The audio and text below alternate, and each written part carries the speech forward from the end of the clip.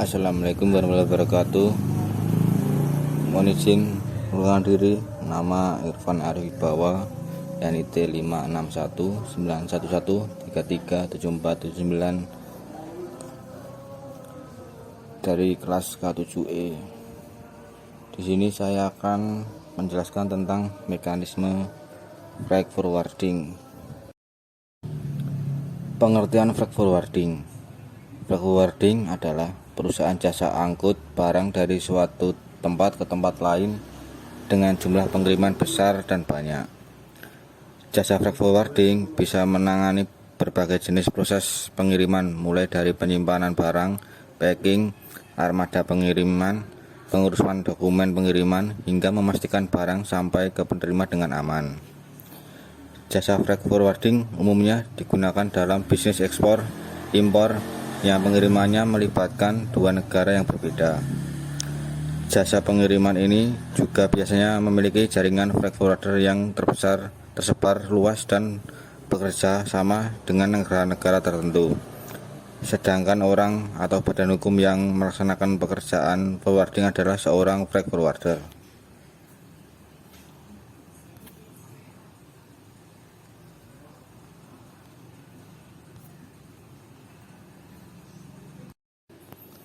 Tujuan dari jasa freight forwarding adalah bagaimana barang memiliki konsumen atau pemilik barang dapat sampai ke tempat yang dituju dan aman sesuai dengan harapan pemilik barang.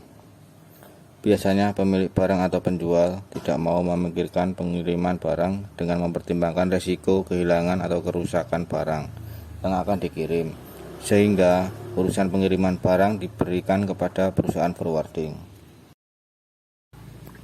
Freight forwarder adalah seseorang atau suatu badan hukum yang melaksanakan perintah pengiriman barang atau muatan dari satu atau beberapa orang pemilik barang yang dikumpulkan dari satu atau beberapa tempat sampai ke tempat tujuan akhir melalui sistem pengaturan lalu lintas barang dan dokumen dengan menggunakan satu atau beberapa jenis angkutan dengan tanpa harus memiliki sarana angkutan dimaksud. Forwarder adalah tempat di mana para pemilik barang akan menerima berbagai macam advice atau nasihat dari forwarder tentang segala sesuatu terhadap aspek-aspek pengiriman dan pengangkutan barang seperti tata cara pengepakan atau pengemasan barang, negara tujuan barang beserta peraturan-peraturan setempat tentang pemasukan barang, tentang jalur dan rute angkutan barang yang terbaik dan tercepat, dan pengaturan dokumen serta pemantauan barang selama dalam proses angkutan atau shipment dan lain sebagainya.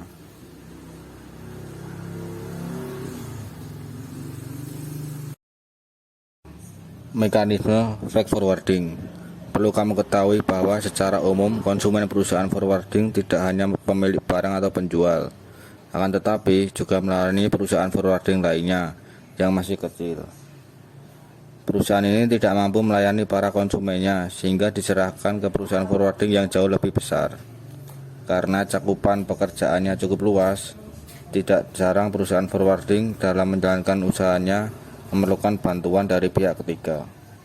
Adapun pihak ketiga yang mungkin saja dibutuhkan oleh perusahaan forwarding adalah perusahaan pengangkutan atau pelayaran, termasuk seperti truk sebagai transportasi darat, kapal atau shipping line maupun airline, pemilik gudang atau warehouse, perusahaan bongkar muat, dan perusahaan cleaning service.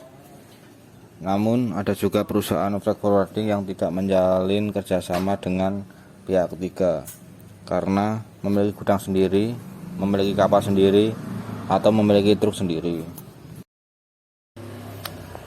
Berikut gambaran mekanisme jasa freight forwarding. Bisa dipahami pada flowchart gambar tersebut. Konsumen atau pemilik barang melakukan negosiasi biaya yang harus dibayarkan kepada perusahaan forwarding untuk jasa pengurusan pengiriman barang. Selain itu, perusahaan forwarding tersebut juga dapat meminta jasa freight forwarding lainnya atas jasa pengiriman barang konsumennya. Selanjutnya, konsumen atau pemilik barang membuat pemesanan kepada perusahaan forwarding untuk pengurusan pengiriman barang atau pengangkutan, handling, impor atau ekspor, dan packaging, penyimpanan barang, dan seterusnya. Perusahaan forwarding selanjutnya akan melakukan pengurusan dokumen pengangkutan dan mengikutsertakan pihak ketiga perusahaan pengangkutan untuk melakukan kegiatan operasionalnya. Pihak ketiga atau perusahaan pengangkutan akan membuat tagihan kepada perusahaan forwarding atas biaya pengangkutan barang. Perusahaan forwarding kemudian membuat tagihan baru atau re-invoicing untuk diserahkan kepada konsumen atau pemilik barang atas biaya pengangkutan barang beserta jasa freight forwardingnya. Pihak ketiga atau perusahaan pengangkutan membuat invoice atau atas nama konsumen untuk biaya pengangkutan barang kepada perusahaan forwardingnya. Dan selanjutnya perusahaan forwarding tersebut akan mengirimkan tagihan tersebut kepada konsumen atau pemilik barang. Jumlah yang ditagih perusahaan forwarding kepada konsumen atau pemilik barang penerima jasa dari pihak ketiga disebut reimbursement. Keunggulan menggunakan freight forwarder. Yang pertama, mendapat kemudahan karena kegiatan pengiriman barang dapat dilaksanakan tanpa hambatan apapun. Yang kedua, lebih efisien karena waktu menjadi lebih hemat hanya dengan menggunakan freight forwarder. Yang ketiga, cepat sampai tujuan, artinya bahwa pengiriman yang dilakukan oleh freight forwarder lebih cepat dibanding dikirim oleh Anda sendiri.